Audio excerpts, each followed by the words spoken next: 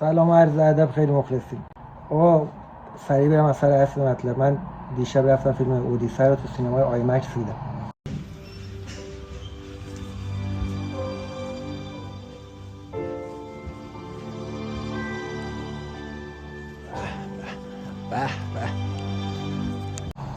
خیلی هم حال کردم. بعد اومدم خوابیدم، امروز پاش شدم همینجوری اکسپلورم پشت هم راجع به اودیسه می‌آورد.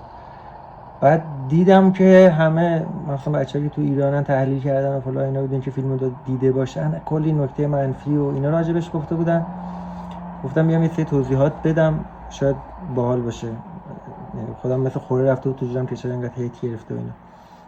اینم پوستر چیز اودیسه است که به اونایی که تو آیمکس دیدن اونها هدیه میدادن که حالشو ببرن، یادگاری داشته باشن. اول از تجربه آیمکس بگم، خیلی خفن بود. اینجوری بود که این صندلی‌ها اینا کامل حالت تخت میشد، چون پرده خیلی خیلی بزرگه، خیلی خیلی بزرگه. تو باید هی اینور پرده نگاه کنی، اونور پرده رو گردنت اذیت میشه، سر همون دیگه لش میکنی، قشنگ راحت نگاه میکنی.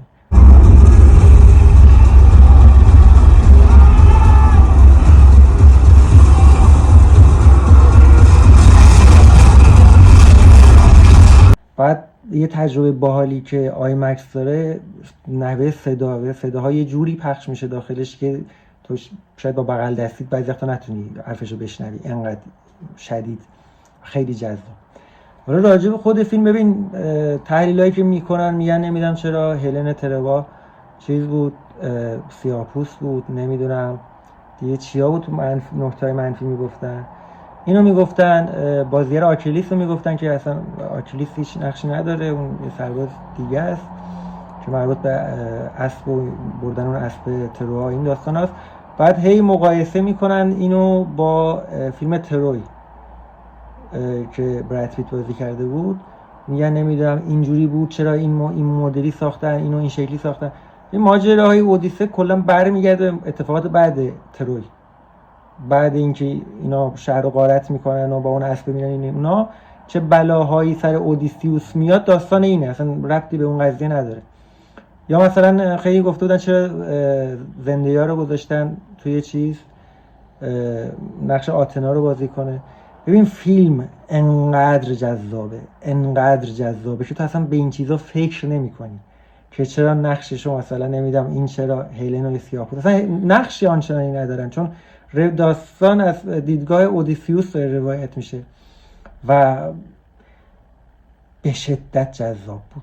یعنی تو نولان یه حرکتی زده بود، تو فرصت نمی کردی فکر کنی، انقدر همه چی جذاب. ببین نهایت حماسی بودن یک چیزی که در ذهنتون هست رو تصور کنید.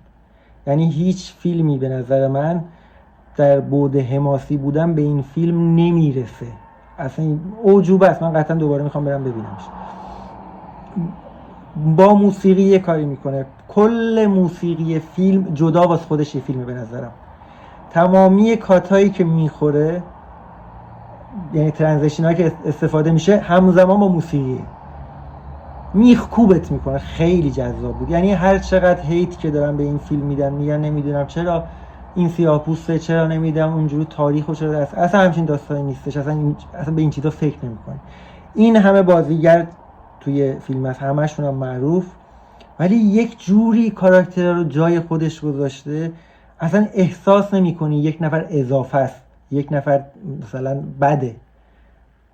زن اودیسیوس و نقش انحطاطی بازی کرده، محشر، اصلا شک نکنید اسکار بازی نقش زن بر اونه. یعنی من حدسم اینه که ببره، من اینکه اتفاق عجیب غریبی بیفته تو این سال، حالا پروسه که باقی مونده تا مراسم اسکار برسه. بعد عرض کنم خدمتتون دیگه چی بود برای من جذاب. ببین خب داستان راجع به کارهایی که اودیسیوس کرده دیگه، من نمیخوام اسپویل کنم، که مثلا کیا رو میبینه، چه مراحلی رو رد میکنه، یه چیز تو مایه‌های اونا که نمیدونن، یه چیز تو مایه‌های مثلا هفت خانه رستم چجوری بود، یه همچین داستانی. ولی خب فکر کنم همه اینا رو نمیدونم 10-12 تا مرحله هستش، همه رو گذاشته توی، درستش فکر کنم 14 تا سایه 10-12 تا فکر کنم بشه میشه، یه جوری کنار هم دیگه چیده. خب قاعدتا باید هر مرحله یه تایم کوتاهی داشته باشه دیگه. ولی تو اون تایم کوتاه یه جوری عمق داده به هر کدوم که تو اصلا چی بگم مغزت فقط درگیرشه. تمامی اتفاقاتی که میفته، محشر اصلا این هیتایی که راجبش هست و بهش چیز نکنین، با ذهن باز بریم ببینین حال کنین. حالا احتمالا تو ایران که فعلا فایل دانلودیش هم احتمالا نیومد. خیلی باحال بود، واقعا باحال بود. من حتما میخوام دوباره برم ببینم. بی‌نظیر به این حالش رو ببینید، به این حرفا توجه نکنید، حالش رو ببرید.